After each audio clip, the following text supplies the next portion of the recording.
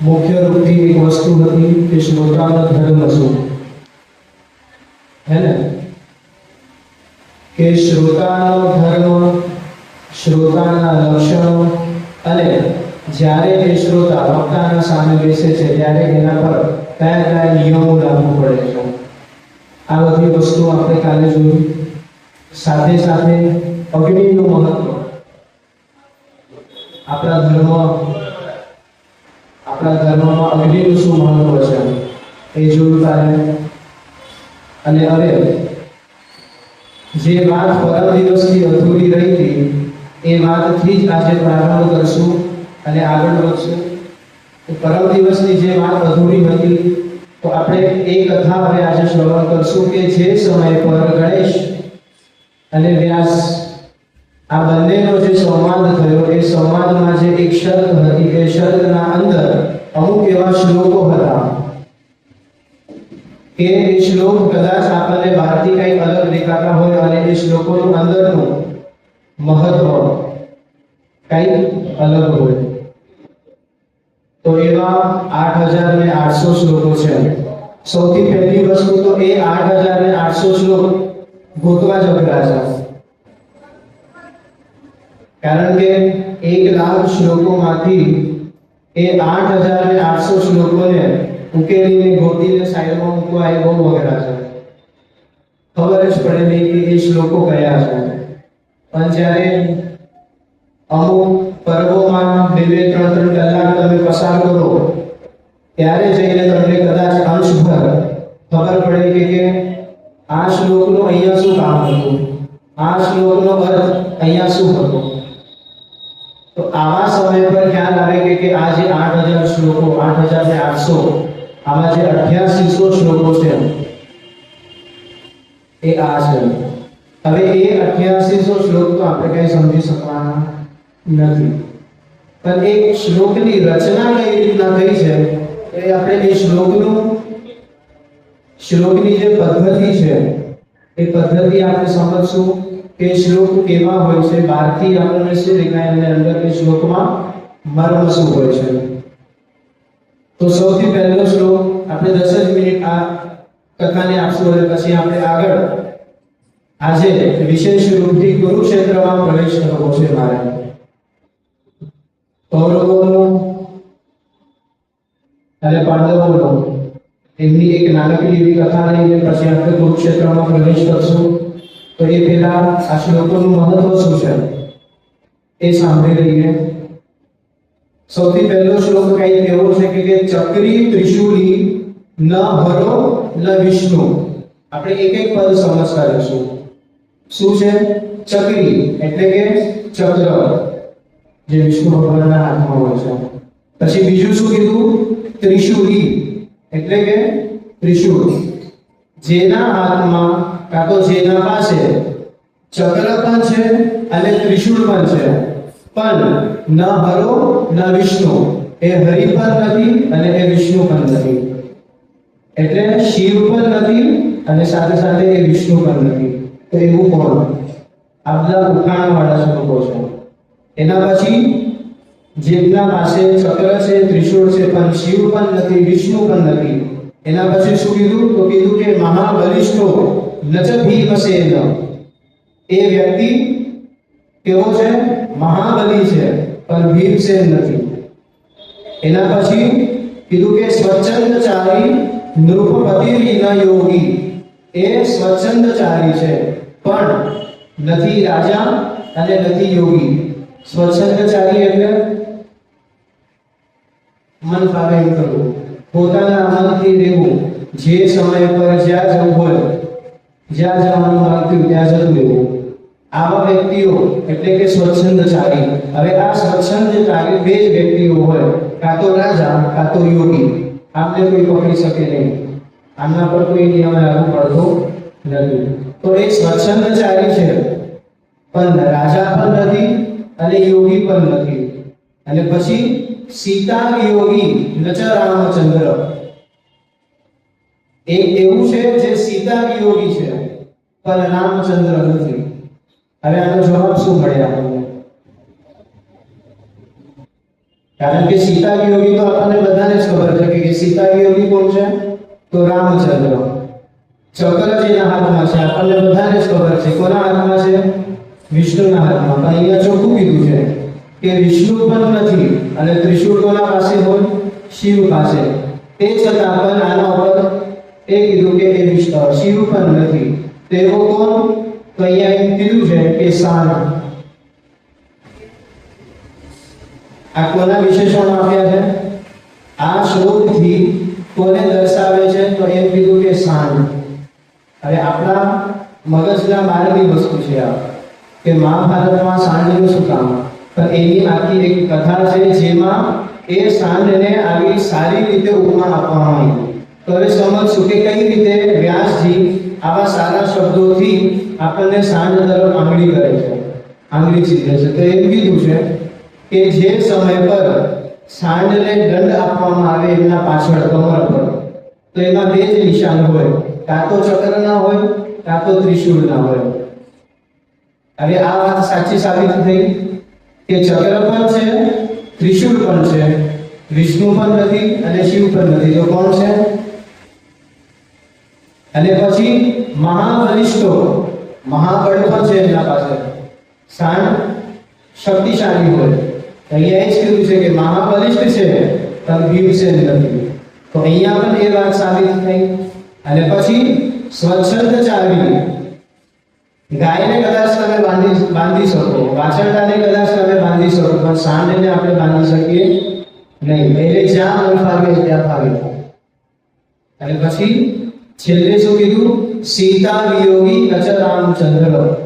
હવે મહાભારતમાં અને સાથે સાથે રામાયણમાં સીતાને હળની ઉપમા આપવામાં આવી છે. જે હળ હોય ને, જે આપણે ખેતરમાં વાપરીએ, એ હળની ઉપમા આપવામાં આવી છે. તો સીતા વિયોગી એટલે હળથી જે વિયોગ છે, જે હળ સાથે પણ બંધાયેલો નથી, તો એવું કોણ છે? તો અહીંયા સાંડ છે. બોલો લો. આવા ઘણા બધા શ્લોકો આમાં આપ્યા છે. અને એમાં સૌથી આપણે આજની ભાષામાં કહીએ ને કે ફેમસ, સૌથી ફેમસ અગર જો આ મહાભારતનો શ્લોક આવો અગર જો હોય તો કયો છે? તો અમને આપણે સમજીએ અને પછી આપણે કુરુક્ષેત્રમાં પ્રવેશ કરીએ. આનો અંદાજો આપણે તમે લગાડજો. તો શું કીધું?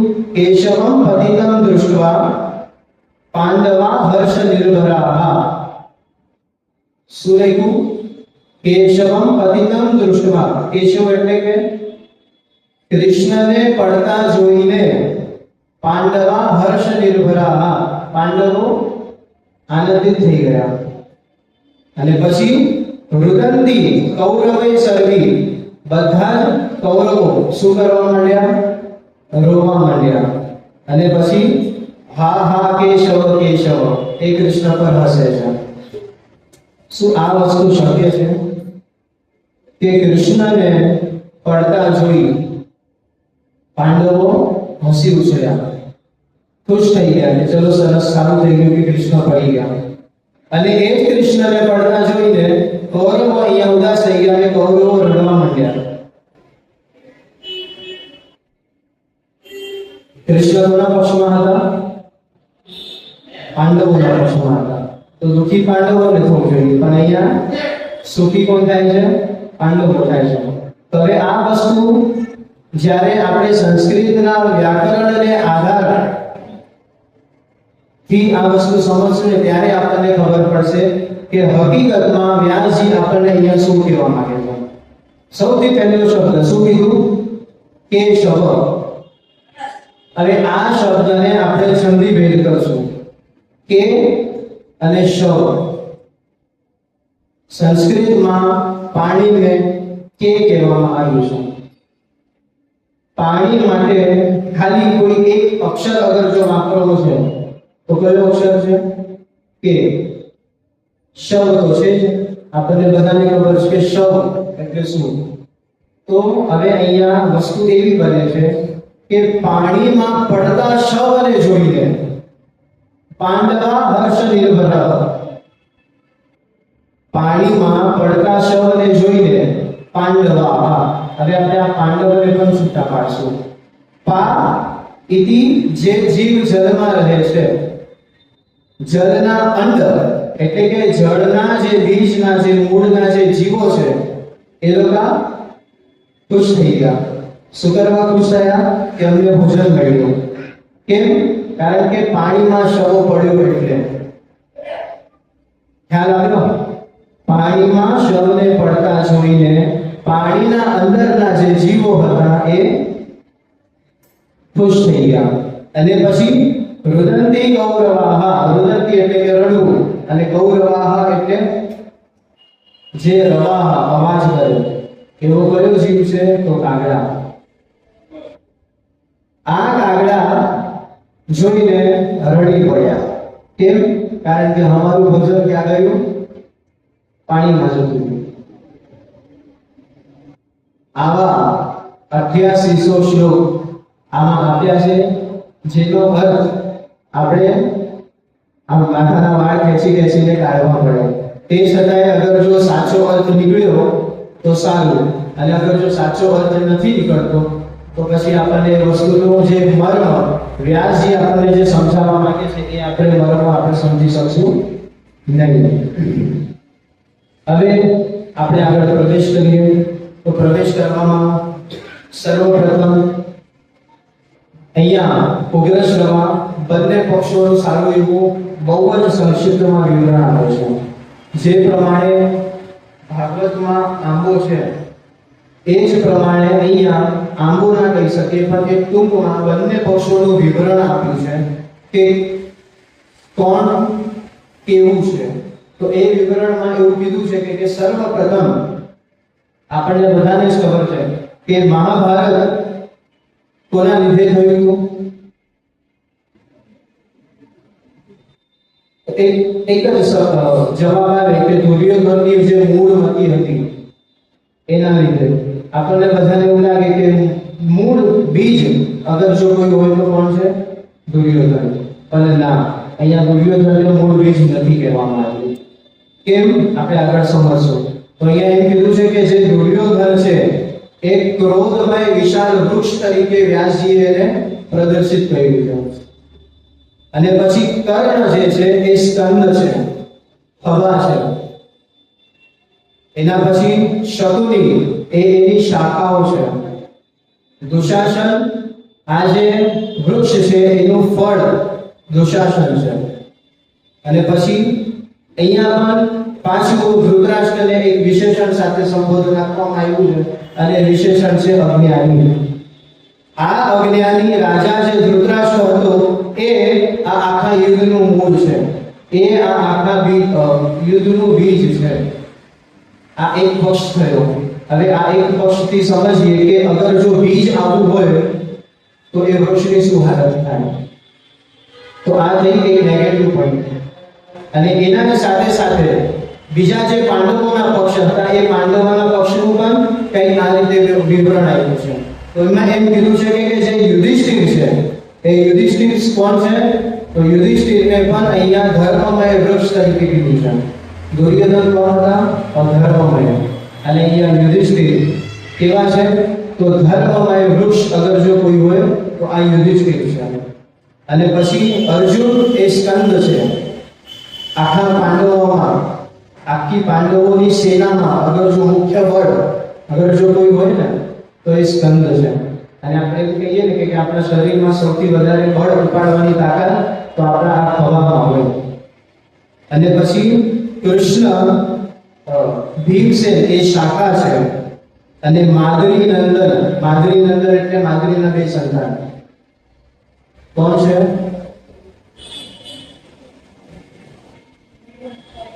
હા, કોઈ કીધું? નકુલ અને સહદેવ. આ બે માદરીના સંતાન એ કોણ છે? તો એ ફળ છે. અને પછી મુખ્ય બીજ પાંડવોનું આવે છે તો કૃષ્ણ. તો આ જે પાંડવોની જીતનું જે મુખ્ય કારણ છે એ કૃષ્ણ છે. એ મૂળ એ બીજ તત્વમાં જો અગર હોય તો અહીંયા કૃષ્ણ કીધું છે. અને કૃષ્ણના ઉપરાંત હજી એક વસ્તુ કીધી છે તો એ છે બ્રાહ્મણો. વ્યાસજીએ બ્રાહ્મણોને કોઈ દિવસ છેટા રાખ્યા જ નથી. જ્યાં જ્યાં મેક્સિમમ એવી જગ્યાઓ છે કે જ્યાં જ્યાં કૃષ્ણનું વર્ણન આવ્યું છે ત્યાં ત્યાં બ્રાહ્મણોનું વર્ણન અચૂકપણે અહીંયા વ્યાસજીએ કર્યું છે. અને પછી આપણને બધાને જ ખબર છે કે કૃષ્ણ એ મહાનાયક છે. જો કૃષ્ણ ન હોત તો કદાચ મહાભારત હાથ પર નહીં, અને જો કૃષ્ણ ના હોત તો કદાચ મહાભારત જીતાત પણ નહીં. આપણે એવો એનો ઊંધો અર્થ નથી લેવો કે અગર કૃષ્ણ ના હોત તો સારું હોત, તો યુદ્ધ જ ના થાત. પણ નહીં, કૃષ્ણ હતા એના થકી આજે મહાભારતનું આખું યુદ્ધ થયું. એના લીધે એમ કહેવાય કે જેટલા પણ આખા પૃથ્વીમાં જે બધા અભદ્ર અભિષ્ટ વ્યવહાર કરવા વાળા કુબુદ્ધિ વાળા જેટલા પણ વ્યક્તિઓ હતા ને બધાને એક જ સમય પર એક જ સ્થાન પર કૃષ્ણએ હણી લીધા. કેમ? કારણ કે આ યુદ્ધમાં જેટલા પણ વ્યક્તિઓ હતા ને એમ કહેવાય કે કદાચ જ્યારે સમુદ્ર મંથન થયું હતું તો એ સમુદ્ર મંથન માટે એક મલ્લાચળ પર્વત હતો, અને પર્વતને ક્યાં મૂકવામાં આવ્યો હતો? કાચબાની પીઠ ઉપર.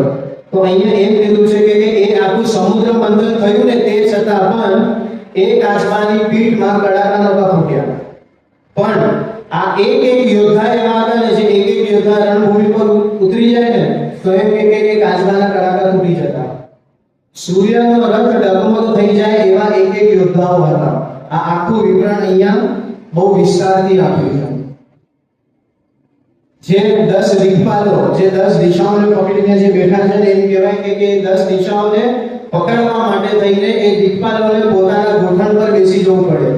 જેટલું બળ લગાડે છે એનાથી 100 ગણું બળ લગાડે ને તો દિશાઓ બરાબર રહે, અને અગર જો એ બળ ચૂકી જાય ને તો એ દિશાઓ પણ દિશાહીન થઈ જાય. એટલા એક યોદ્ધા આવા પ્રબળ હતા. વ્યાસજીએ અહીંયા કીધું છે કે એક યોદ્ધાઓ કેવા હતા?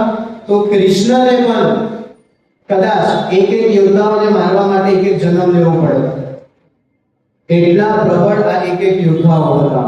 તો કેવા હતા? તો એમ કીધું કે રથી, આપણને આ બધી વસ્તુ તો ખબર જ છે, રથી, મહારથી, અતિરથી, આવા શૂરવીરો યોદ્ધાઓ હતા.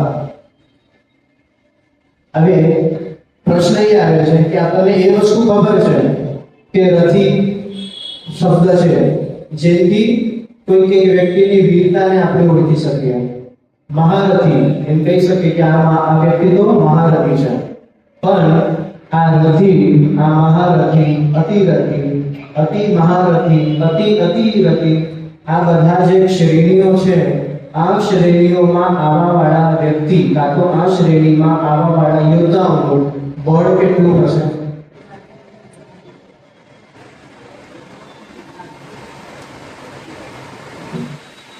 સાંભળવું છે? આપણે રથીથી ચાલુ કરીએ. રથી એટલે સૌથી ઓછું બળ ધરાવવા વાળો વ્યક્તિ, સૌથી ઓછું બળ ધરાવવા વાળો યોદ્ધા, તો રથી. હવે આ રથીમાં બળ કેટલું હતું? તો આ રથીમાં એક સાથે એક જ સમય પર 5000 વ્યક્તિ સાથે લડી શકે, એકલો વ્યક્તિ. બસ આટલું જ બળ હતું.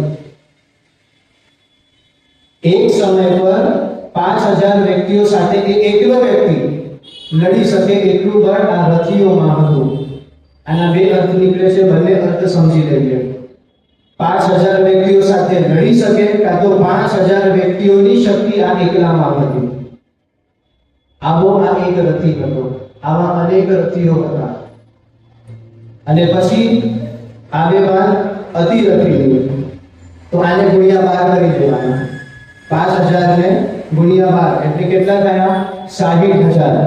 એટલે જે અતિરથી હતો એ એક સમય પર 60000 વ્યક્તિઓ સાથે યુદ્ધ કરી શકે એટલી શક્તિ. આપણામાં કેટલી શક્તિ?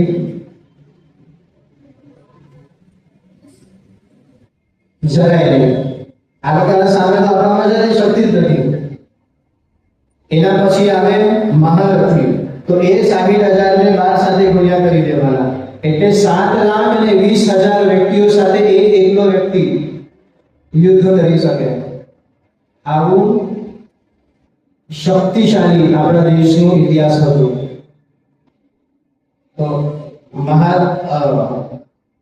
મહારથી એટલે એક સમય પર 7,20,000 વ્યક્તિ સાથે. એના ઉપર જઈએ તો અતિ મહારથી આવે. હવે આ અતિ મહારથી એટલે 86,40,000 વ્યક્તિઓ સાથે રહી શકે એક સમય પર એટલો કાં તો એટલું બળ. અને એના ઉપરાંત અતિ મહારથી. હવે 86,40,000 ને આપણે ગુણ્યા 12 કરો એટલે જવાબ આવે 2,07,36,000 વ્યક્તિનું બળ આ એકમાં. વિચારો હવે આ જે 18 અક્ષયોની સેના હતી એમાં બધા આ જ હતા, મહારથી, અતિરથી, આવા પ્રબળ યોદ્ધાઓ એક જ સમય પર યુદ્ધ કરવા અગર જો એક રણ મેદાનમાં આવી ગયા હોય તો એ રણ મેદાનની શું દશા થઈ હશે. અને આ બધાના વચ્ચે અર્જુન ઊભો થયો. સ્વાભાવિક છે આટલા શૂરવીરોના સામે વચ્ચોવચ્ચ આવીને અગર જો અર્જુન ઉભો રહે છે તો એ પછી વિષાદમાં જવું ચોક્કસ છે. અને વિષાદમાંથી નીકળીને જીતવું એ પણ ચોક્કસ છે, કારણ કે એના આગળ કૃષ્ણ હતા. હવે મજાની વાત એવી છે કે આ મહાભારત ગ્રંથ એટલો સૂક્ષ્મ દ્રષ્ટિ ધરાવે છે, એટલું સૂક્ષ્મ જ્ઞાન આપે છે આપણને કે માત્ર મહારથીનું બળ કેટલું એટલું નથી કીધું. મહારથી કોણ કોણ હતા, અતિરથીઓ કોણ કોણ હતા, રથીઓ કોણ કોણ હતા, એ બધાનું નામના ઉલ્લેખ પણ અહીંયા વ્યાસજીએ કર્યા છે. હવે આપણને ખબર છે કે ભાઈ અર્જુન બહુ પ્રબળ યોદ્ધા હતો, પણ એ કઈ શ્રેણીમાં આવતા હતા? રથીમાં આવ્યો, મહારથીમાં આવે, અતિરથીમાં આવે કે શેમાં આવે? ભીમસેન છે, આ બધા ઇત્યાદિ બધા જેટલા પણ છે એ બધા કઈ શ્રેણીમાં આવે? એમનામાં શક્તિ કેટલી હતી? અર્જુન કોણ હશે? રથી હશે, મહારથી હશે કે કોણ હશે? જો આ બધી જે વસ્તુ ઉકેલવામાં કે ગ્રંથમાંથી કાઢવામાં ખાસો એવો સમય લાગે છે. આમ જોવા જઈએ તો કોણ કોણ હતું, કોનામાં કેટલું બળ હતું એ જાણીને આપણને કઈ ફાયદો થવાનો છે? કદાચ ફાયદો નહીં થાય, પણ હું એટલું કહી શકું કે ક્યાંક ને ક્યાંક આપણે ગ્રંથ ખોલી નથી શકતા, પણ જે વ્યક્તિએ ગ્રંથ ખોલ્યો છે એની જે મહેનત છે એ સાંભળીને કદાચ આપણે વ્યાસજીને ન્યાય આપી શકીએ કે એમને આટલી મહેનત કરી તો ક્યાંક જઈને આપણને આ બધી વસ્તુઓ શ્રવણ કરવા મળે છે. તો હવે બંને પક્ષોમાં અહીંયા બધા યોદ્ધાઓના નામ બતાવ્યા છે કે કયો યોદ્ધા કોણ હતું. તો આપણે સાંભળીએ કે સૌથી પહેલા રથી કૌરવોના પક્ષમાં. ત્યારે કેવું ના છે કે મારે એવું કહેવાનું બંધ થાય કે તમે બધા ચોપડી લેતા હોય તો લખો તો ક્યાંક આગળ જાય. એક વ્યક્તિના માધ્યમથી કદાચ 50 ઘરોમાં જશે આ વસ્તુ.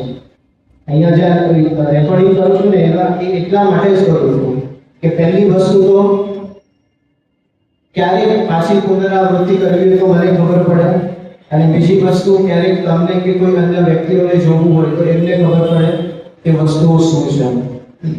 તો સૌથી પહેલા રથી જે એક સમય પર 5,000 વ્યક્તિઓ સાથે યુદ્ધ કરતા હતા એમાંથી કૌરવોના પક્ષમાં કોણ કોણ હતા? તો એમ કીધું છે કે સૌથી પહેલા તો શકુની ખાલી બાજીઓ રમવામાં ઉસ્તાદ હતા. અગર જો યુદ્ધ મેદાનમાં ઉતરી જાય તો એ એક વ્યક્તિ 5,000 ને ખતમ કરી શકે. પછી બીજું દુર્યોધન, જયદ્રથ, દુશાસન અને સુદક્ષિણા. આ અમુક જ નામ છે, બાકી કૌરવોમાં કઈ આટલા ઘણા બધા હતા. અને પછી પાંડવોના પક્ષમાં તો સૌથી પહેલા શિખંડી, યુધિષ્ઠિર, નકુલ, સહદેવ, આ બધા રથીઓ હતા. એટલે એ નક્કી થઈ ગયું કે અર્જુનનું બળ આનાથી પણ વધારે હતું. પછી અતિરથી જે એક સમય પર 60,000 વ્યક્તિઓ સાથે યુદ્ધ કરી શકે. એમાં પણ તો રાજા ભોજ, જે આપણે બધે નામ સાંભળ્યું. પછી શલ્ય રાજા અને કૃપાચાર્ય કૌરવોના પક્ષમાં. અને પાંડવોના પક્ષમાં ધૃષ્ટદ્યુમ્ન, કુંતી ભોજ અને ઘટોત્કચ, ભીમનો દીકરો. આ બધા 60,000 ની શ્રેણીમાં. પછી મહારથી એટલે કે 7,20,000 વ્યક્તિઓ સાથે. તમે વિચારો તો ખરા એ વ્યક્તિનો જીગરો કેટલો હશે. અહીંયા એકલો ઉભો ને સામે આખી સેના, કોઈ ફરક નહીં. આવામાંથી કોણ? તો એમ કીધું છે કે ભૃગુ, વૃષાસેન, દ્રોણાચાર્ય, અશ્વત્થામા અને કર્ણ કૌરવોના પક્ષમાં, અને પછી પાંડવોના પક્ષમાં દ્રુપદ, ધૃષ્ટકેતુ, દ્રૌપદીના બધા જ સંતાનો, અભિમન્યુ અને અર્જુન. અર્જુન કોણ હતો? 7,20,000ની શ્રેણી વાળો હતો.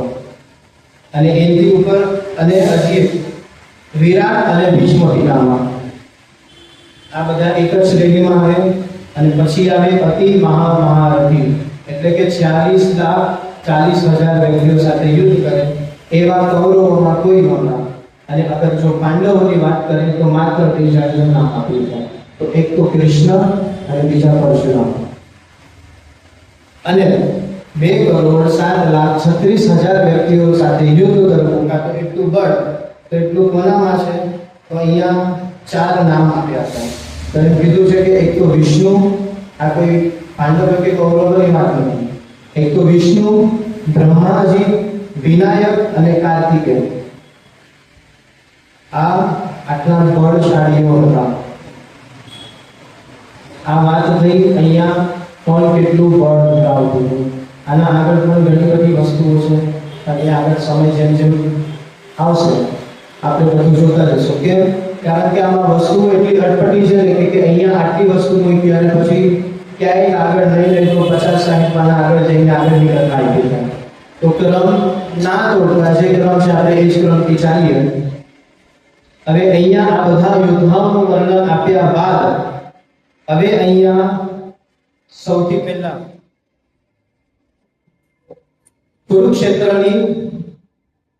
કુરુક્ષેત્રના વિષયમાં અહીંયા કથા કહેવામાં આવી છે. જ્યારે ઉગ્રશ્રવાએ મુનિઓને અહીંયા એમ કીધું કે આવા પ્રબળ યોદ્ધા, આવી 18 અક્ષયોની સેના કુરુક્ષેત્રના રણ મેદાનમાં ભેગી થઈ હતી. ત્યારે અહીંયાથી ઋષિ મુનિઓના દ્વારા એક પ્રશ્ન પૂછવામાં આવ્યો કે એ કૌરવો અને પાંડવો એ કુરુક્ષેત્રના જ રણ મેદાનમાં કેમ ભેગા થયા? આપણને પણ એ પ્રશ્ન આવે. આજના યુગ પ્રમાણે આપણે એમ કહી દઈએ કે ભાઈ એ મેદાન એટલું મોટું હશે કે આટલા વ્યક્તિઓ એક સાથે આવી શકે. પણ અહીંયા વ્યાસજીની કથા કંઈક અલગ છે. આપણે બધી કથા શ્રવણ કરશું કે કુરુક્ષેત્રનું જ મેદાન કેમ. તો સૌથી પહેલા તો એ સમજી લઈએ કે કુરુક્ષેત્રનું એક મહાભારત કાં તો એ સમયનું નામ શું હતું? તો સમંતક પંચક્ષેત્ર. શું કીધું? સમંતક પંચક્ષેત્ર. અને આ નામનો આખો ઇતિહાસ છે, અને આ નામની આખી એક કથા છે જે આપણે શ્રવણ કરશું, જે જરૂરી છે. અહીંયા સર્વપ્રથમ અહીંયા એમ કહેવામાં આવ્યું છે કે આપણે બધાને ખબર છે કે પરશુરામજીએ એક વ્રત લીધું હતું. તો શું વ્રત લીધું હતું એમને? કે આ ભૂમિ પર જેટલા પણ ક્ષત્રિયો છે એ બધા જ ક્ષત્રિયોને હું ભણી લઈશ. બધા જ ક્ષત્રિયોનું મૃત્યુ આ પરશુરામ દ્વારા થયું હતું. હવે વાત એવી છે કે જે સમય પર આખા પૃથ્વીનું જે ભાર હળવું કર્યું, ક્ષત્રિયોનો જે વધ કર્યું, હવે એ જે મૃત શરીર અને રક્ત, આ બધી વસ્તુઓ પરશુરામે સમંતક પંચક્ષેત્રમાં ભેગું કરી દીધું. અને જે પ્રમાણે આપણે હમણાં ટીવીઓમાં કદાચ જોતા હશું કે જ્યાં બહુ મોટા ગાર્બેજ ડમ હોય, જ્યાં કચરાઓ આપણા આખા સિટીના કચરા એક જગ્યાએ ભેગા થતા હોય, અને એ જે કચરાનું આખું જે ડુંગર બની જાય છે, એ જ પ્રમાણે મૃત શરીર, લોહી, માંસ અને હાડકાનું આખું પર્વત આ કુરુક્ષેત્ર રણ મેદાનમાં બની ગયું. જે સમય યુદ્ધ થયું ને આના પહેલાની વાત છે.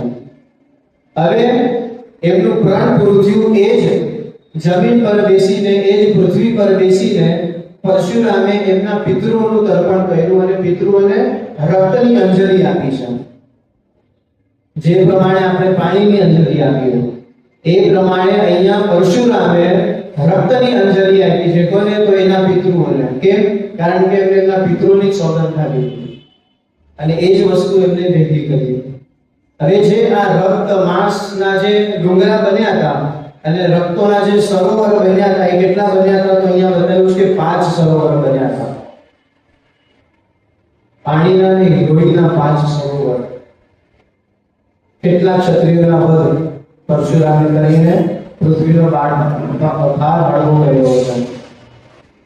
તો હવે જે સમય પર પરશુરામે પોતાના પિતૃઓને જે અંજલિ આપી, રક્તાંજલિ, એના પછી એમના પિતૃઓ સાક્ષાત ત્યાં પ્રગટ થાય છે અને કહે છે કે અમે તૃપ્ત થયા છીએ, પણ હવે આ રક્ત અંજલિથી અમે તૃપ્ત થઈ ગયા છે. હવે એ અમારો આદેશ છે કે હવેથી આજ પછી તું કોઈ પણ ક્ષત્રિયનો વધ કરીશ નહીં. અને એ જ સમય પર આ પિતૃઓએ એ વરદાન આ પૃથ્વીને આપ્યું કે આવા વાળા સમયોમાં અગર કોઈ પણ યોદ્ધાનું વધ અહીંયા થાય છે કાં તો એ મરે છે, તો એ ગમે તેવો હશે એ મોક્ષ ગતિએ જ પ્રાપ્ત થશે.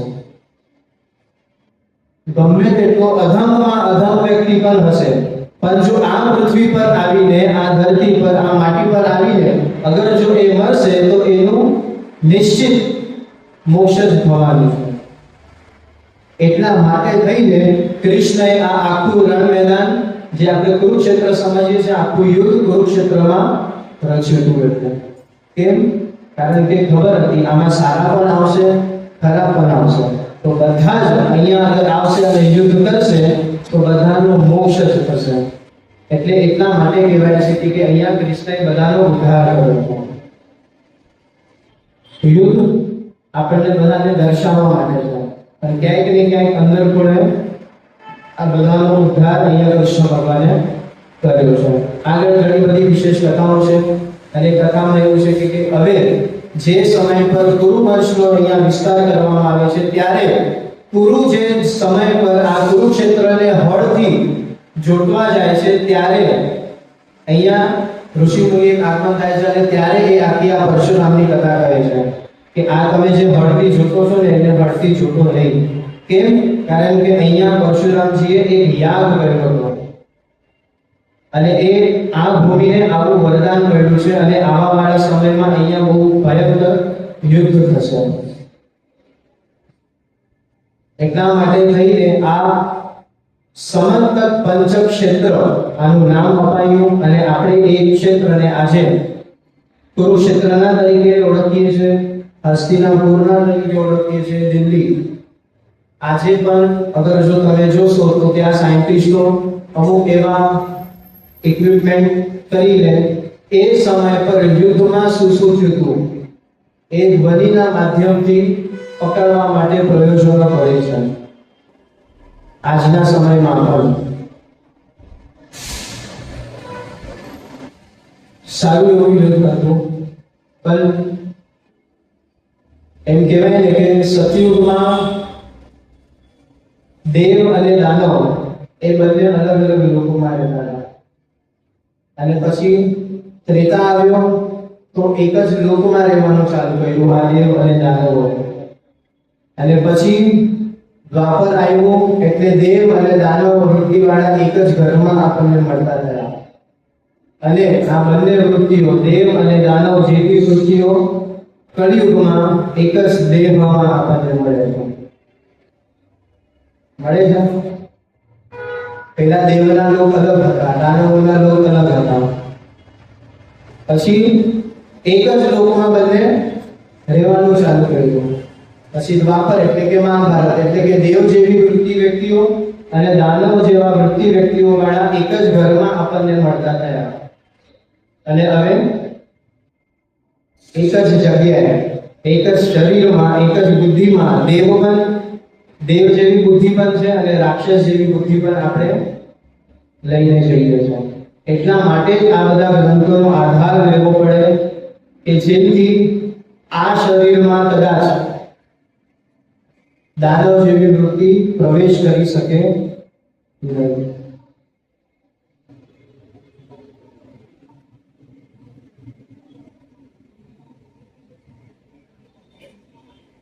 યુદ્ધ વિષય ઘણું એવું છે, આગળ કહીશું આપણે.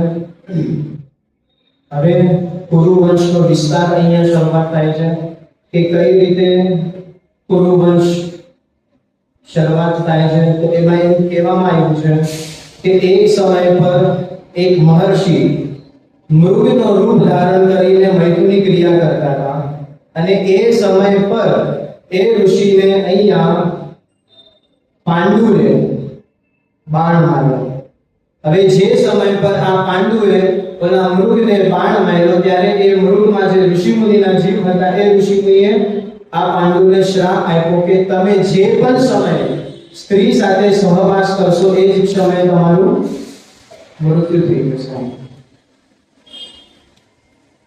હવે આ ભયના કારણે પાંડવોએ કોઈ દિવસ ના સહવાસ કર્યો, પણ એના સામે એમ કહેવાય કે કુંતી જે ધર્મપરાયણ હતા અને એના સાથે સાથે કુંતીના કહેવા પર માદ્રી આ બંનેઓએ એક જ સાથે અનુષ્ઠાન કર્યા. અનુષ્ઠાન કર્યા બાદ યજ્ઞો કર્યા અને યજ્ઞમાંથી અલગ અલગ તત્વોના આધારથી તત્વોના પાસેથી આ 5 પાંડવો ભેટ સ્વરૂપે પ્રાપ્ત કર્યા છે. તો કોના પાસે પ્રાપ્ત કર્યા? તો એમ કહેવાય ધર્મ પાસેથી યુધિષ્ઠિરને પ્રાપ્ત કર્યા, એટલે આપણે એમને ધર્મરાજ યુધિષ્ઠિર તરીકે ઓળખીએ છીએ. પછી વાયુ પાસેથી ભીમને પ્રાપ્ત કર્યા, ઇન્દ્ર પાસેથી અર્જુનને પ્રાપ્ત કર્યા. આ કુંતીના 3 દીકરા થયા. અને માદ્રીના જે 2 દીકરા થયા એ નકુલ અને સહદેવ એ કોના પાસેથી પ્રાપ્ત કર્યા? તો એમ કહેવાય અશ્વિની કુમાર પાસેથી. આ પ્રમાણે આ પાંડવોનો વંશ શરૂઆત થયો. એ પાંડવોના વંશમાં આ 5 પાંડવો આવ્યા. હવે બન્યું એવું કે 5 પાંડવોએ જન્મ લઈ લીધો, વનમાં ચર્ચા કરે છે, વનમાં બધી જ વસ્તુની ક્રિયા કરે છે અને પાંડવ અહીંયા દેહ છોડી દે છે. જે સમય પર પાંડવ દેહ છોડે છે એ સમય પર અહીંયા આ 5 પાંડવોને જે આધાર આપે છે, શિક્ષણ આપે છે, બધી જ વસ્તુ વનમાં થાય છે. એટલે એ વનમાંથી બધી જ શિક્ષા પ્રાપ્ત કરીને હવે આ 5 પાંડવો હસ્તિનાપુરમાં પ્રવેશ કરે છે. જે સમય પર હસ્તિનાપુરમાં પ્રવેશ કરે છે એ સમય પર પ્રવેશ કર્યો, બધા એનું સહર્ષ સ્વાગત કર્યું. સાથે સાથે ધૃતરાષ્ટ્રે પણ અહીંયા સ્વાગત કર્યું. અત્યાર સુધી વેર નહોતો, પણ જેમ જેમ આ પાંડવો મોટા થાય છે, એમનામાં જ્ઞાન વધતું જાય છે, એમનામાં વિદ્યાઓ વધતી જાય છે. એ વિદ્યાઓને જોતા જોતા અને સાથે સાથે આ પાંડવોની પ્રશંસા એમના રાજ્યમાં તથા એમના રાજ્યના અન્ય બીજા રાજ્યોમાં પાંડવોની પ્રશંસા વધતી ગઈ ને એટલા માટે થઈને અહીંયા દુર્યોધનના મનમાં પાપ આવ્યું. દુર્યોધનના આંખમાં ક્યાંક ને ક્યાંક એ ઈર્ષા આવી કે આ પાંડવોની ચર્ચા અમારા કરતા વિશેષ 12 રાજ્યમાં થાય છે. હવે આ જ ચિંતાના લીધે, આમ તો વ્યર્થની જ ચિંતા હતી, પણ એના માટે થઈને આ ચિંતા બહુ મુખ્ય રૂપ હતો. તો એ દુર્યોધનની ચિંતાના કારણે એ જે સમય પર એમ કહેવાય કે રાજ્યમાં ચાલતો હતો ત્યારે એનો પગ લપસી પડ્યો, અને લપસી પડ્યો એટલા માટે થઈને એ ભીમસેન દુર્યોધન પર અહીંયા હસ્યો. હવે એ સહન થયું નહીં. હવે આ સહન થયું નહીં ને આ ક્ષણથી અહીંયા વેર ઉત્પન્ન થયો. હવે આ વેર પાછું આપવા માટે દુર્યોધન અહીંયા ક્યાં જાય છે? તો એ કીધું છે કે સૌથી પહેલા એ દુર્યોધન ધૃતરાષ્ટ્ર પાસે જાય છે અને ધૃતરાષ્ટ્રને આ આખી હકીકત કહે છે કે અગર જો આમ જ ચાલતું રહ્યું તો આપણું નામ નહીં રહેશે અને પ્રશંસા આ પાંડવોની જ થશે અને આપણે બધાની કોઈ ગણતરી આવશે નહીં. હવે મહાભારતનો બીજ અહીંયાથી રોપાય છે. એવું કીધું છે કે જે સમય પર દુર્યોધને આ વાત ધૃતરાષ્ટ્રને કરી ત્યારે ધૃતરાષ્ટ્ર એટલા ચિંતિત થઈ ગયા. કોના માટે થઈને? પોતા માટે થઈને નહીં, દુર્યોધન માટે થઈને. કેમ? કારણ કે ખબર હતી આને ક્રોધ આવી ગયો છે, આના મનમાં વેર આવી ગયો છે. હવે આનો વેર અને ક્રોધ હું પણ શાંત કરી શકીશ નહીં. ત્યારે એ જ ચિંતામાં અહીંયા ધૃતરાષ્ટ્રનો મોઢાનો રંગ ઉતરતો ગયો, ધૃતરાષ્ટ્રની કાયા જીર્ણ થતી ગઈ. અહીંયા ઘણા બધા એવા લક્ષણો બતાવે છે કે જ્યારે એક વ્યક્તિ ચિંતિત થઈ જાય ત્યારે એ વ્યક્તિના શરીરમાં કયા કયા ચેન્જીસ આવે છે. આ બધી જ વસ્તુઓ કૃષ્ણ જોતા હતા. અગર જો કૃષ્ણએ ધાર્યું હોત તો ત્યારે ને ત્યારે જ બધી વસ્તુઓ મેટર સોલ્વ કરી દીધું હોત. પણ કૃષ્ણને પણ ખબર હતી. તો શું ખબર હતી? કે જે સિંહાસન પરથી પાપ ફેલાયું છે ને, એ સિંહાસનના ચરણે જેટલા પણ બીજા નગરોના, જેટલા પણ બીજા રાજ્યોના અધમ રાજાઓ છે ને, એ સિંહાસનને જ પકડશે. કેમ? કારણ કે કપટ ભાવ હંમેશા પોતાનું સ્વાર્થ જ ઈચ્છે છે. પહેલા દિવસે કે બીજા દિવસે પણ કીધું હતું કે પોલિટિક્સ, રાજનીતિમાં કૃષ્ણથી ઊંચું કોઈ નહીં આવી શકે. કૃષ્ણને બધી જ વસ્તુની ખબર હતી. અગર કૃષ્ણને આપણે ભગવાન એક સમય પર ના સમજીએ ને, તે છતાં પણ આગળ બધી વસ્તુ કૃષ્ણ વિશે તો ઘણી આવી છે. તો એ કૃષ્ણને ખબર હતી કે બીજા રાજાઓ ધૃતરાષ્ટ્રને અગર જો હાથ આપશે, સ્કંદ આપશે, સપોર્ટ આપશે, તો શું કરવા? એ જ ઈચ્છા હતી કે કાં તો ધૃતરાષ્ટ્ર હારી જશે તો અમે રાજ કરશું, અને અગર જો પાંડવો પણ હાર્યા તો ધૃતરાષ્ટ્રનું સેનાબળ તો નબળું થશે, તો અમે પછી રાજ કરશું. એ ભાવથી બધા જ, એમ કહેવાય કે આખા ભૂમંડળ પર જેટલા રાજ્ય હતા એ બધા જ રાજાઓ અહીંયા આવ્યા હતા, એકને છોડીને. સાંભળ્યું કોઈ? બધા નગરોના રાજા આવ્યા હતા. માત્ર એક એવા નગરના રાજા હતા જે કૌરવોના પક્ષમાં પણ નહોતા અને પાંડવોના પક્ષમાં પણ નહોતા. હમણાં હું નામ કહીશ એટલે આપણને બધાને ખબર પડશે. આ તો નામ સાંભળ્યું છે પણ કલ્પના કોઈ દિવસ કરી નહોતી. તો એ નામ છે ઉડીપી, જે આપણે કેટલી સંભાર ને બધી ચટણીને ખાઈએ ને જે હોટલોમાં, એ રાજાનું નામ છે. એ ઉડીપી રાજાએ કોઈનો પક્ષ ના લીધો અને એને એ નિર્ણય લીધો કે આ બંને પક્ષોની સેનાને જમાડશે કોણ? તો આ બંને પક્ષોની સેનાને જમાડવાની જવાબદારી હું મારા માથે લઉં છું. આ એ રાજા. આવી ઘણી બધી કથાઓ છે. ઉડીપી રાજાની પણ બહુ સારી એવી મોટી કથાઓ છે. બધી કથાઓને ન્યાય 100% નહીં આપી શકું, પણ એટલું કહી શકું તમને કે જે કથાઓ સારી લાગી હોય તો એ કથાઓ કદાચ મોબાઈલમાં લખી રાખો, ઘરે જાઓ, પોતાના સંતાનોને કહો કે ભાઈ મારે મહાભારત વાંચવી છે, આપણે ઘરે વસાવી. તો એ બધી જ કથાઓ કયા પર્વમાં છે, એ પર્વના અંદર કયા પર્વમાં છે અને કયા પાના પર આ બધી વસ્તુ લખી છે, એ બધી વસ્તુ હું તમને આપીશ, જેથી એ કથાઓ આપણે વિસ્તારથી ઘરે બેસીને એનું અધ્યયન કરી શકીએ. તો એ પ્રમાણે અહીંયા ધૃતરાષ્ટ્રની ધૃતરાષ્ટ્રની કાયા નબળી પડતી ગઈ, અને ધૃતરાષ્ટ્રની કાયા જે સમય પર નબળી પડી ત્યારે ખોટો હોય ને એ ખોટો માર્ગ જ ઉપયોગ કરે. ત્યારે એ ધૃતરાષ્ટ્રે વિચાર્યું કે હવે આ દુર્યોધનને શાંત આપણે કરી શકશું નહીં. અગર જો દુર્યોધન શાંત થશે તો એક જ એવી વસ્તુ છે જેથી શાંત થશે, તો એ શું? એટલે આ બીજ ધૃતરાષ્ટ્રે રોપ્યું અને ધૃતરાષ્ટ્રે દુર્યોધનને કીધું કે એક કામ કર, તું એવો પ્રસ્તાવ આપ કે આપણે જુઓ રમીએ, જુગાર રમીએ, અને પછી જે વેર તારે વાળવું છે બધું જુગારના માધ્યમથી તું વેર વાળી દેજે. આ બુદ્ધિ કોની? ધૃતરાષ્ટ્રની. એટલા માટે તમે વિચારો કે આપણે ઘણા એવા સમાજ છે, ઘણા એવા વ્યક્તિઓ છે જે કામ ધંધો છોડીને, બધું છોડીને સ્પેશિયલ શ્રાવણ મહિનામાં દિવસો કાઢે છે અને જુગાર રમે છે. મેં જોયું છે, એટલે કહું છું.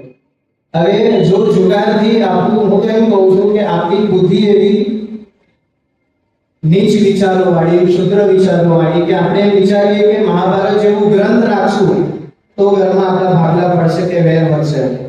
આપણને એ નથી ખબર પડતી કે જુગાર રમવાથી પણ આવી વસ્તુઓ થઈ શકે છે. પૈસાથી રમો કે એમને મસ્તી માટે રમો, પણ જુગાર એ જુગાર જ છે. એ તમને ક્યાંય આગળ ધીમે ધીમે ધીમે પતનના રસ્તે લઈ જશે ને, એ આપણને ખબર પણ પડશે નહીં. તો અહીંયા આ ધૃતરાષ્ટ્રે દુર્યોધનને એક સલાહ આપી. સલાહમાં એવું હતું કે ભાઈ જુગારના માધ્યમથી તમે વેર વાળી શકો છો, અને દુર્યોધનને એ પ્રસ્તાવ સારો પણ લાગ્યો. હવે એ જુગારના માધ્યમથી અહીંયા વેર ચાલુ થયું. બસ આટલી જ કથા છે. અહીંયા આના આગળની કથા બીજા પર્વમાં આવે છે.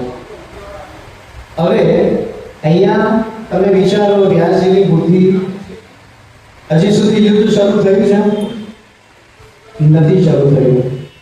પણ આટલી કથા કેવા પછી અહીંયા તરત જ એમ કીધું છે કે ધૃતરાષ્ટ્રની કથા વ્યાસજીએ શરૂ કરી દીધી. અને એ કઈ કથા શરૂ કરી? તો એમ કીધું કે જે દિવસો નજદીક આવે છે યુદ્ધના, હજી તો યુદ્ધને ઘણા દિવસો છે, પણ કદાચ એમ હું કહી શકું કે યુદ્ધ 1 મહિના પછી છે, તો એ 1 મહિનાના પહેલા ધૃતરાષ્ટ્રનો માનસિક સ્થિતિ શું હતી એ હવે અહીંયા બતાવી છે. હવે આમાં આપણે બહુ સમય શાંતિથી જોઈશું. સર્વપ્રથમ અહીંયા વ્યાસજી આપણને અહીંયા બે જણના વચ્ચેનો સંવાદ છે. આ બહુ ધ્યાનથી સાંભળો. કોનો સંવાદ છે? તો એક તો ધૃતરાષ્ટ્ર અને એનો મંત્રી સંજય.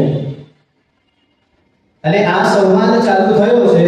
આ સંવાદમાં સૌથી પહેલું વાક્ય ધૃતરાષ્ટ્ર બોલ્યા છે, અને એ ધૃતરાષ્ટ્રના વાક્યો સાંભળીને આપણે અચંબિત થઈ જઈએ. તો શું કીધું છે? ધૃતરાષ્ટ્ર સંજયને કહે છે કે હે સંજય, તું વાત સાંભળી લે. તારા માધ્યમથી હું આખા વિશ્વને જણાવવા માંગુ છું કે આ યુદ્ધ મારા લીધે નથી થયું. શું કહે છે? આ યુદ્ધ મારા લીધે નથી થયું. બીજી વાત સાંભળી લે. આખું રાજ્ય મને એમ કહે છે કે મેં કૌરવો એટલે કે મારા 100 સંતાનો અને સાથે સાથે પાંડુના 5 સંતાનોના સાથે મેં અન્યાય કર્યો છે. પણ તું સાંભળી લે, અને તારા માધ્યમથી હું આખી દુનિયાને એ કહેવા માંગુ છું કે મેં અન્યાય નથી કર્યો. શું તમને આ વાત સાચી લાગે કે ધૃતરાષ્ટ્રે અન્યાય નથી કર્યો પાંડવો સાથે? લાગે વાત સાચી? ના લાગે. એટલા માટે આ સંવાદનો વિસ્તાર કરું છું. તરત જ આટલું કીધા પછી અહીંયા ધૃતરાષ્ટ્ર એમ કહે છે કે આખું રાજ્ય એમ કહે છે કે મેં પાંડવો સાથે અન્યાય કર્યો છે. પણ સંજય, એ વાત ખોટી છે. વાત સત્ય કઈ છે? તો આજે તું સાંભળી લે. તો સાચી વાત એવી છે કે મેં મારા 100 પુત્રો સાથે અન્યાય કર્યો છે. શું કીધું અહીંયા ધૃતરાષ્ટ્રે? મેં પાંડવો સાથે અન્યાય નથી કર્યો. કોના સાથે અન્યાય કર્યો છે? મેં મારા જ 100 સંતાનો સાથે મેં અન્યાય કર્યો છે. હવે આ વાત પર માનવામાં આવે? ના માનવામાં આવે. કારણ આપ્યું અહીંયા ધૃતરાષ્ટ્રે કારણ આપ્યું, અને કારણમાં એ જણાવે છે કે જે સમય પર વનથી આ 5 પાંડવો આવતા હતા ને, ત્યારે એમનામાં મને સત્યનું બળ દેખાઈ ગયું. એ 5 પાંડવોમાં મને સારા સંસ્કારો દેખાઈ ગયા હતા, અને એ બધી જ વસ્તુ જોયા છતાં આ સારા સંસ્કારો, આ વિદ્યા, આ ગુણ મેં મારા સંતાનોમાં આપ્યા નહીં. એટલા માટે મેં મારા 100 કૌરવો સાથે અન્યાય કર્યો છે. એટલે એવું નથી હોતું કે ખરાબ વ્યક્તિ હંમેશા ખરાબ જ હોય. શું કીધું એને? કે હું મારા સંતાનોને સારી શિક્ષા ના આપી શક્યો, સારા સંસ્કાર ના આપી શક્યો, એટલે આજે હું તારા માધ્યમથી એ કહેવા માંગુ છું કે મેં મારા જ સંતાનો સાથે અન્યાય કર્યો. શું હવે આ વાત માનવામાં આવે? 100% માનવામાં આવે. એમને મહાભારત ગ્રંથ નથી કહેવાનું. અને આટલી વાત કીધા પછી હવે કૌરવો અહીંયા ધૃતરાષ્ટ્ર અને સંજયના કદાચ 80 એવા શ્લોકો છે. એ 80 શ્લોકોમાં સંવાદ કર્યો છે, અને એ 80 શ્લોકોમાંથી 68 એવા 65 કે લગભગ 65 શ્લોક એવા છે જે 65 શ્લોકોમાં ધૃતરાષ્ટ્ર માત્ર ને માત્ર અણસારો કહે છે. શું કહે છે? અણસાર. હવે આપણે સાંભળીએ કે એ શું કહેવા માંગે છે. તો સૌથી પહેલા એ કીધું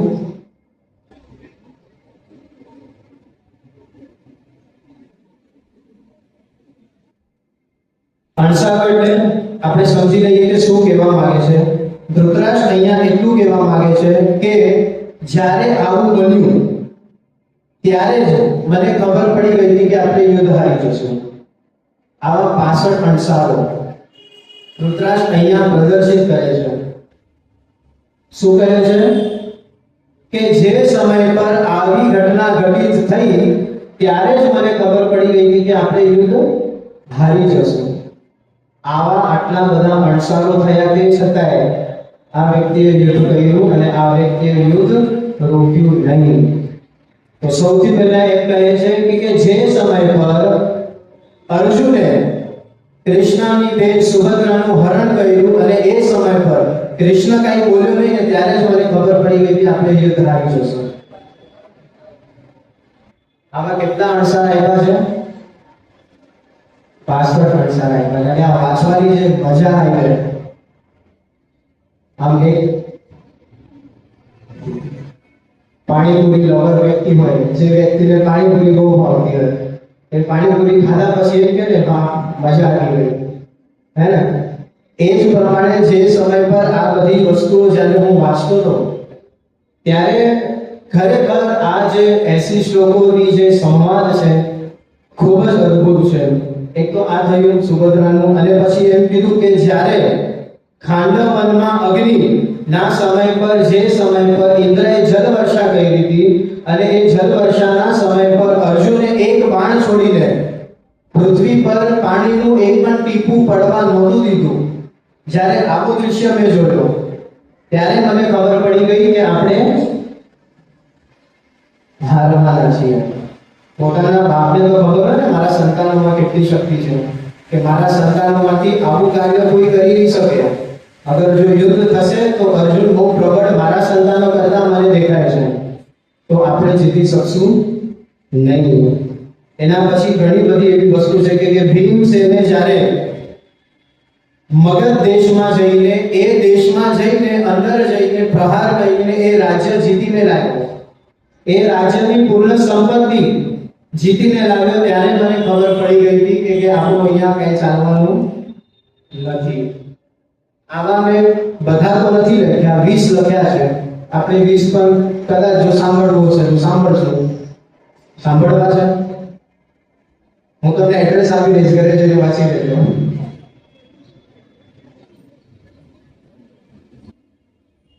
ઘણી એવી વસ્તુ છે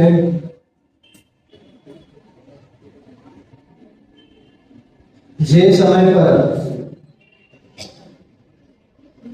કૃષ્ણએ, આપણને બધાને ખબર છે કે ચીર પૂર્યા બધાના સામે, પણ તે છતાં એ સભામાં નહોતા. અહીંયા જોજો ધૃતરાષ્ટ્રના શબ્દો, અહીંયા શબ્દો તો શબ્દો નથી લખ્યા પણ મેં વાંચ્યું છે એટલે મને યાદ છે. ધૃતરાષ્ટ્ર એમ કહે છે કે કૃષ્ણની અનુપસ્થિતિમાં પણ કૃષ્ણએ એનું કાર્ય કર્યું અને એના ચીર પૂર્યા. આ સમય પર હું સમજી ગયો હતો કે અહીંયા તો આપણે હારી જ જશું. અરે આપણા મનમાં એવું જાય ને કે મૂર્ખા, આટલી ખબર પડી ગઈ હતી તો પછી તો યુદ્ધ રોકાય ને. પણ હું એમ કહું છું કે એ ધૃતરાષ્ટ્રના સામે કૃષ્ણ ઉભા હતા. યુદ્ધ કરવું કે ના કરવું એ કોના હાથમાં હતું? ધૃતરાષ્ટ્રના હાથમાં ને કૃષ્ણના હાથમાં હતું. કારણ કે કૃષ્ણએ એક જ ઝટકામાં બધાનો ફેસલો કર્યો હતો.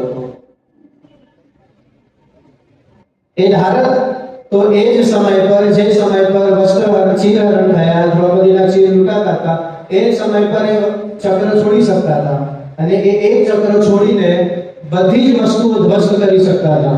તે છતાં કઈ નહીં, સ્થિર બન્યા, રાહ જોઈ અને સાચા સમય પર એ વસ્તુ કરી.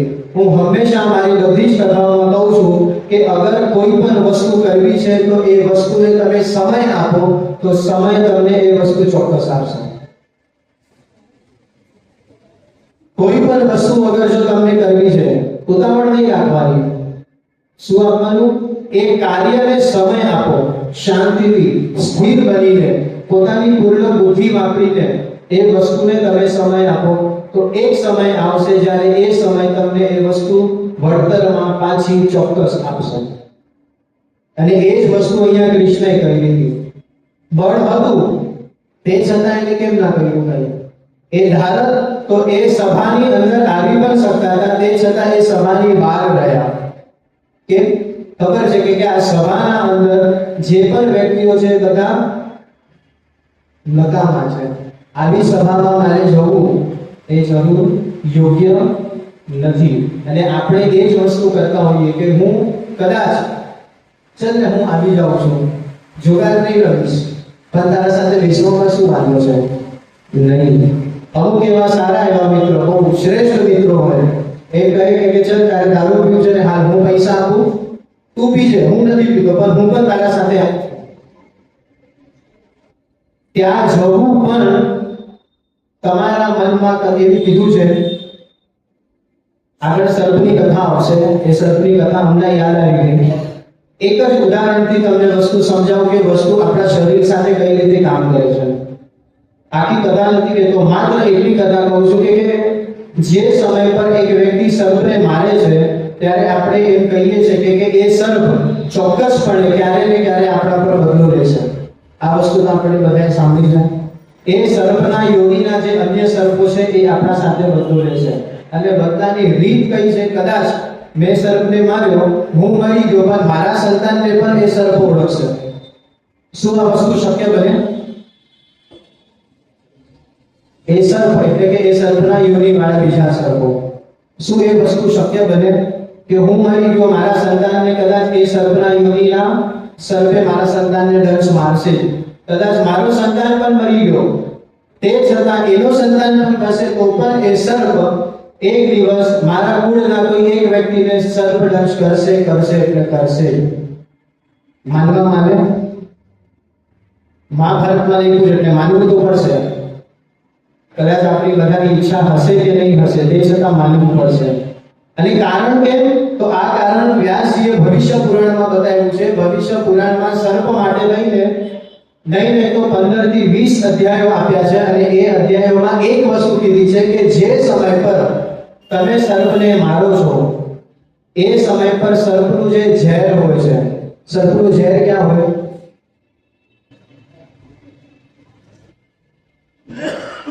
દાંતમાં હોય, મસ્તકમાં હોય, જીભમાં હોય, ગળામાં હોય. ક્યાં હોય? જમણી આંખની પાછળ.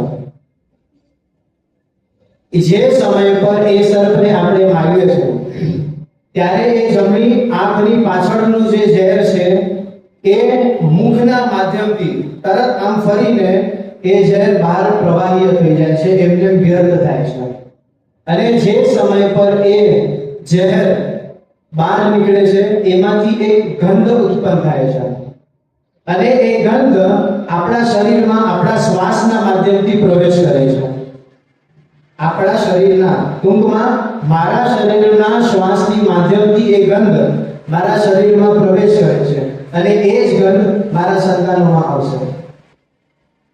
અને એ જ ગંધ સૂંઘીને કોઈ એક દિવસ એ જ સર્પનો યોનિ મારા સંતાનોમાંથી કોઈ પણ એક કુળમાંથી કોઈ પણ એક સંતાનોમાંથી એ સર્પ એ સંતાનને કરશે. વિચારો, આવી વસ્તુઓ છે. આ કથા કહેવાનો મર્મ શું હતો મારો? ભૂલાઈ ગયો. આ કથા એવી વિચિત્ર છે. તો સાચું ભૂલી ગયા.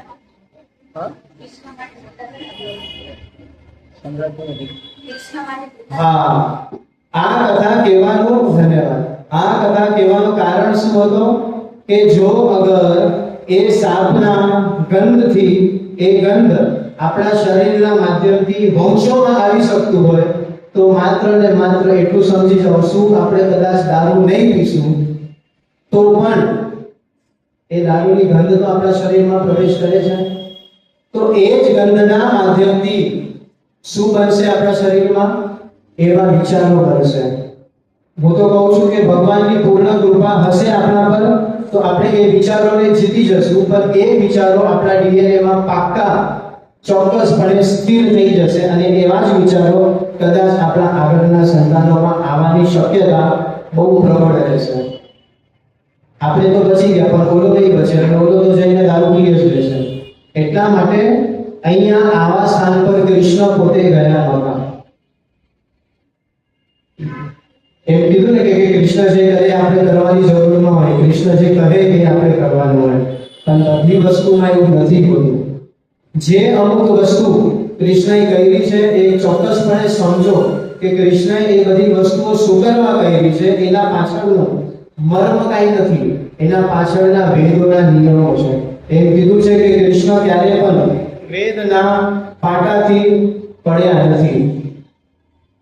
એની કથાઓ આગળ આવશે. આજે મેં બધી એ કથાઓ વાંચી. સભા પર્વમાં કેટલી કથાઓ છે કૃષ્ણની.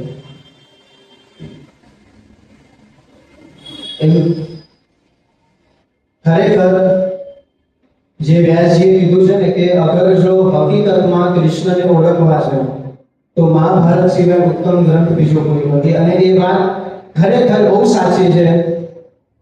ક્યારેક એક વાર હું કહું છું, ભૂલે ચૂકે પણ મહાભારતનો ગ્રંથ વસાવજો, સભા પર્વ વાંચજો, વિરાટ પર્વ છે એ બધા વાંચજો. એ આખો પર્વ તમે માનશો નહીં, સ્ત્રી માટેનો આપ્યો છે. કઈ સ્ત્રી માટેનો આપ્યો છે?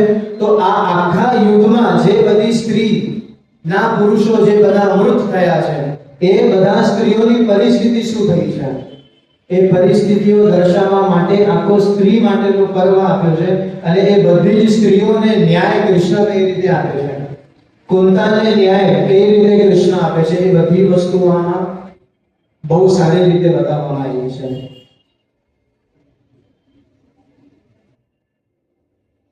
આવા અસંખ્ય અણસારો અહીંયા આ ધૃતરાષ્ટ્ર સંજયના સામે રજૂ કરે છે કે જે સમય પર આવું થયું હતું એ સમય પર તો મને ખબર પડી જ ગઈ હતી કે આપણે આ યુદ્ધ હારી જશું, આપણે આ યુદ્ધ હારી જશું. અને અહીંયા પાછળનું એક જ કહી દઉં કે કીધું છે કે જે સમય પર જ્યારે કૃષ્ણએ ગંગા પુત્ર ભીષ્મના પાસે જઈને દ્રૌપદીને અખંડ સૌભાગ્ય નું જે વર આપવાનું જે કૃત્ય કર્યું હતું ત્યારે તો હવે મને ખબર પડી જ ગઈ હતી કે આપણે યુદ્ધ હારી જશું. આનાથી ઉપર ખાલી એક સમય પર એવી વાત કરી છે અહીંયા જે વાંચી જે લખી નથી એમાં એમ કીધું છે કે જે સમય પર પાંચે પાંચ પાંડવો દ્રૌપદીના સાથે લાક્ષાંગ ગૃહની અગ્નિમાંથી બહાર આવી ગયા અને એમને મળવા માટે કૃષ્ણના સાથે વિદુર જાય છે, ત્યારે મને એ વસ્તુ એકદમ 100% નિશ્ચય થઈ ગઈ કે આપણે આ હારી જશું. આ બધી વસ્તુઓ ભાર આપી છે અગર તો ભાર આપવાનું કંઈક ને કંઈક કારણ હશે. કૃષ્ણ તો ચલો સમજ્યા કે સત્યના જ પક્ષમાં હતા. વિદુર ઉપર અહીંયા ભાર આપ્યો છે કે જે સમય પર વિદુર એમને મળવા ગયા ત્યારે તો એમ કીધું છે વિદુર અને વિભીષણ આ બંનેની એક જ કથા છે. જે સમય પર વિદુરે અસત્યનો પક્ષ છોડી દીધો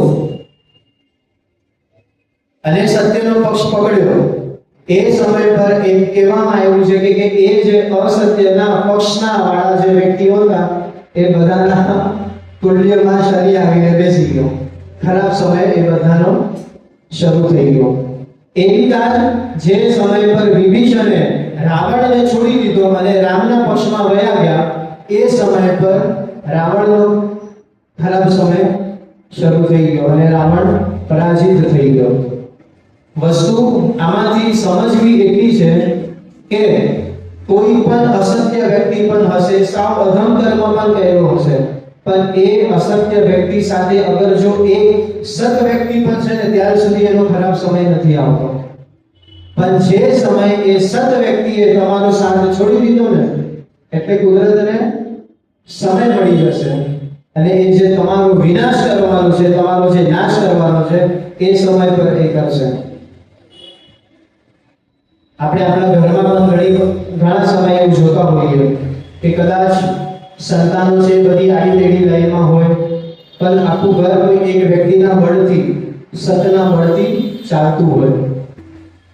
એક ઉદાહરણ છે, ઉદાહરણથી સમજીએ આ વસ્તુ બહુ જ જલ્દી. કે કદાચ તમે બધાએ સાંભળ્યું પણ હશે આ કે 10 મિત્રો એક જગ્યાએ જતા હતા અને આકાશવાણી થઈ કે આ 10 મિત્રોમાં કોઈ એક એવો મિત્ર છે જેના કારણે આ મિત્રો પર વીજળી પડવાની છે. તો હવે તમે 10 સાવચેત થઈ જાઓ, ચેતી જજો. આ 10 મિત્રોએ એક નિર્ણય લીધો કે ભાઈ હવે આપણે એવું કરીએ કે જેના પર વીજળી પડવાની છે ને આપણે બધા 10 માંથી એક અલગ થતા જઈએ. તો અહીંયા એક છાપું હતું, છાપડાના નીચે 10 જણ ઊભા રહ્યા. એમાંથી એક મિત્ર બહાર ગયો. થોડો સમય રાહ જોઈ, વીજળી પડી નહીં. હાશ થયું કે મારા લીધે તો વીજળી પડવાની નથી. પછી એ અંદર આવી ગયો, પાછો બીજો ગયો, એના પર પણ ના પડી. પાછો ત્રીજો ગયો, એના પર પણ વીજળી ના પડી. પણ સમય આવતા એવું થયું કે કોઈ એક મિત્ર બહાર ગયો એટલે એ જ સમય પર વીજળી પડી. કોના પર? ઓલા 9 જણા પર. કેમ? કારણ કે એ જ એક મિત્રનું બળ એવું હતું કે એ એક મિત્ર બીજા 9 મિત્રને સંભાળીને રાખ્યા હતા. અને એ બહાર નીકળ્યો એટલે તરત સમય મળ્યો કુદરતને અને એ જ સમય પર વીજળી એ 9 મિત્રો પર પડી. આવું કંઈક આ એક સત વ્યક્તિનું કામ, સત વ્યક્તિનો અસર, એથી મળતો લાભ એક પરિવારને આ રીતે થાય છે.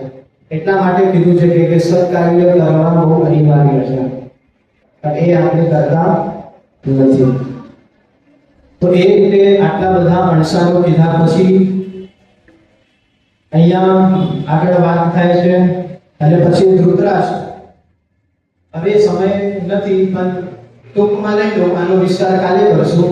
આટલા શોકગ્રસ્ત જે સમય પર ધૃતરાષ્ટ્ર થયા એ સમય પર સંજય અહીંયા આખા ભારત વંશનો ઇતિહાસ ખોલીને બેસી ગયા, જે મેં તમને પહેલા દિવસે કીધું હતું. અને ત્યારે સંજય કહે છે કે રાજન, કોઈ ટેન્શન લેવાનું નહીં. જે સમય પર જે થવાનું છે એ થશે જ. તમે તમારા 100 સંતાનોની વાત કરો છો, તમે આટલા વિદ્વાન છો, તમે શોકના ગ્રસ્તથી તમે આપણા ઇતિહાસને ભૂલી ગયા છો. તમે ઇતિહાસ જરાક વિચારો. અગર જો યાદ ના આવતો હોય તો એ ઇતિહાસ હું તમને કહું. અને અહીંયાથી એ સંજય અહીંયા ધૃતરાષ્ટ્રને આખી ભારતની આખો ઇતિહાસ બતાવે છે. અને એ એમ બતાવે છે, સૌથી પહેલા તો ઘણી બધી વસ્તુઓ કહે છે કે આપણા રાજાઓ કેવા હતા, મહાન, તેજસ્વી, સત્યપરાયણ એવા રાજવંશો થઈ ગયા. એક રાજા ઇન્દ્રને ઇન્દ્રાસન એનું છીની શકે આરામથી એવા રાજાઓ હતા આપણા ભારત વંશમાં, જેના 10,000, 1 લાખ અને 10 લાખ સંતાનો હતા. એ બધા રાજા મૃત પામી ગયા છે. એ બધા રાજા તમારા કરતા વધારે પ્રબળ હતા. એ બધા રાજાના સંતાનો તમારા કરતા પણ વધારે પ્રબળ હતા, જેનું મૃત્યુ થઈ ચૂક્યું છે. અને તમારા કરતા વિશેષ પ્રબળ હોવા છતાં પણ તમારા જેટલું શોક એમને કર્યું નહોતું. તો તમે શું કરવા શોકમાં ગ્રસ્ત થઈ જાઓ છો? વિચારો કેટલી સારી રીતે સંજય અહીંયા શાંતવાના ધૃતરાષ્ટ્રને આપે છે. અને એના પછી અહીંયાથી આ સંજય શરૂઆત કરે છે. તો આ સંજય સૌથી પહેલા જે યુગ ચાલતો હતો એ યુગના રાજાઓની વાર્તા અહીંયા બધાએ સંજય કહી છે. અને સૌથી પહેલા એમ કીધું છે કે તમારા કરતા પણ વધારે મોટા મોટા યજ્ઞો કરવાવાળા રાજા થઈ ગયા છે. એવા 24 રાજાઓનું હું નામ આપું છું. એવા 24 રાજાઓની કથા હું તમને કહું છું, તમે સાંભળો. આ આખા 24 રાજાઓની કથા અહીંયા સંજયે ધૃતરાષ્ટ્રને કહી છે, જેથી એ ધૃતરાષ્ટ્રનો શોક દૂર થાય. તો કયા કયા રાજા? તો અહીંયા બધાના નામ આપ્યા છે. તો સૌથી પહેલા સુહોત્ર, રંતિવેદ, આ બધા નામ આપણે સાંભળ્યા નહીં હશે. દમન, ચિદ્ય, શરિયાતી, અપરાજિત, વિશ્વમિત્ર, અમરીશ રાજાની કથા આપણે તો સાંભળી છે ભાગવતમાં. એ અમરીશ રાજા પછી મરુત રાજા, ઈશ્વાકુ રાજા, ગય રાજા, આવી રીતના 24 નામ અને સાથે સાથે 24 નામો સાથે એ બધા જ નામો સાથેની સંક્ષિપ્ત કથાઓ. હવે આ કથાઓ સાંભળવા વગર જો આપણે બેસવું તો આપણું મહાભારત કોઈ દિવસ પૂરું થાય નહીં. એ 24 રાજાઓના નામ અહીંયા લખ્યા છે, પણ આપણે બધા સમય નથી એટલો કે ભૂલીએ. એ 24 રાજાઓનું નામ થઈ ગયા પછી એક જ વસ્તુ કહે છે. તો શું કહે છે કે આ 24 રાજાઓમાંથી અમુક રાજાઓ એવા હતા જે આખા ભૂમંડળ પર 10,000 વર્ષ રાજ કર્યું છે, અને તમે માત્ર આટલી નાની ભૂમિ માટે યુદ્ધ કરો છો. શું કીધું? આ 24 રાજામાંથી અમુક રાજાઓ એવા હતા જેમનું રાજ્ય આખા ભૂમંડળ પર હતું. તે છતાંય એ રાજાઓએ શોધ નહોતું કર્યું, અને તમે આટલી નાની ભૂમિ માટે તમે આખું યુદ્ધ કરો છો. જો અગર સંજયની વાત સાંભળીને પણ અગર જો રૂકી ગયો હોત તો સારું હોત. મંત્રી હોય તો આવા હોય. હજી સુધી આ શોક ધૃતરાષ્ટ્રનો ઉતરતો નથી. એટલે હવે આ સંજય દ્વાપરમાંથી જાય છે ત્રેતામાં, અને ત્રેતાની કથાઓ અહીંયા સંજય ધૃતરાષ્ટ્રને કહે છે, અને ત્રેતાના સાહિબ રાજાઓની વાર્તા સંજય અહીંયા ધૃતરાષ્ટ્રને કહે છે. અને એ સાહિબના નામ પર છે અહીંયા. એ સાહિબ રાજાના નામ આપ્યા બાદ એક જ પંક્તિમાં એમ કહે છે કે આ તો સાહિબની વાત કરી છે. આવા પદ્મો રાજા હતા. પદ્મો એટલે કે સંખ્યાત્મક વાત કરી છે. પદ્મમાં એક ના પાછળ જ્યારે 15 શૂન્ય લાગે ત્યારે પદમ થાય. દાખલા તરીકે 1, 10, 100, 1000, 10,000, લાખ, 10 લાખ, કરોડ, 10 કરોડ, અરબ, 10 અરબ, ખરબ, 10 ખરબ, નીલ, 10 નીલ, અને પછી આવે પદ્મ. આ સાહિબ રાજાઓની તો વાત કરી. એના પછી કીધું આવા પદ્મ રાજાઓ હતા જે તમારાથી શ્રેષ્ઠ હતા. સાંભળવી છે આપની કથા? વિચારો, જ્ઞાન, આપણા ઇતિહાસનું જ્ઞાન છે. આવી જ ઘણી બધી કથાઓ મહાભારતમાં આપણને આગળ જોવા મળશે. હવે આજના સત્રને આપણે વિરામ આપીએ અને બાપાની આરતી ઉતારીએ. સૌને જય શ્રી કૃષ્ણ.